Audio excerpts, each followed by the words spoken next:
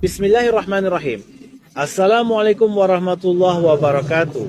Hari ini saya akan membahas tentang syirik dan bentuk-bentuknya, situasi terkini di Pakistan, serta apakah mimpi itu dapat menjadi hujjah, dalil dalam Islam atau tidak. Dan setelah itu saya juga akan membahas tentang orang-orang yang membicarakan saya. Jadi pertama-tama, segala puji hanya milik Allah Rabbul Alamin, dan sungguh Allah Subhanahu wa Ta'ala adalah pemilik langit dan bumi. Dan kita tidak akan menyembah siapapun sebagai sesembahan selain Dia. Dan sungguh Allah Subhanahu wa Ta'ala yang Maha Penyayang di atas segala-galanya.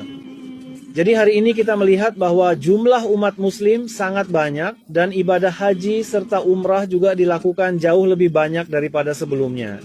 Salat juga didirikan lebih sering daripada sebelumnya, dan sedekah serta amal kebaikan juga dilakukan lebih banyak dari sebelumnya.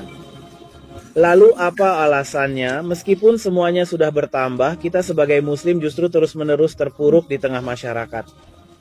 Artinya kita semakin tenggelam dalam kegelapan. Jadi apa sebenarnya penyebabnya? Hanya ada satu penyebabnya, yaitu dosa yang paling besar di sisi Allah Subhanahu wa Ta'ala. Justru di zaman sekarang ini, kita sebagai muslim menganggapnya sebagai dosa yang paling kecil. Dan bahkan dalam arti lain, kita sama sekali tidak menganggapnya sebagai dosa. Kita sudah berhenti menganggapnya sebagai dosa. Dan dosa itu adalah syirik. Tentang syirik, Allah Subhanahu wa Ta'ala telah berfirman di berbagai tempat dalam Al-Quran, bahwa pada hari kiamat, Allah Subhanahu wa Ta'ala akan mengampuni dosa siapapun yang Dia kehendaki. Tetapi syirik tidak akan pernah ada ampunannya. Dan siapa yang melakukan syirik, berarti dia telah berbuat zalim terhadap dirinya sendiri. Namun hari ini, kita sebagai muslim sudah berhenti menganggap syirik sebagai syirik. Dan jika Anda melihat di zaman sekarang, dunia ini belum pernah dipenuhi oleh syirik seperti ini sebelumnya. Ketika saya menjelaskan kepada Anda tentang syirik dan bentuk-bentuknya, cobalah Anda melihat sekeliling Anda, maka Anda pun akan merasa bahwa syirik memang benar-benar sudah sangat meluas di dunia ini.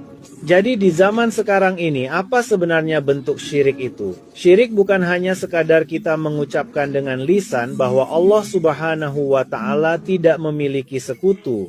Tidak, kita juga harus membuktikan hal ini dengan perbuatan, bahwa dalam tindakan pun kita tidak mempersekutukan siapapun dengan Allah Subhanahu wa Ta'ala. Jika Anda perhatikan, saat ini kita telah mengadopsi budaya orang-orang kafir atas nama seni dan budaya, atas nama dekorasi, dan dari sudut pandang lainnya juga. Jadi, dengan alasan-alasan tersebut, kita telah menghiasi rumah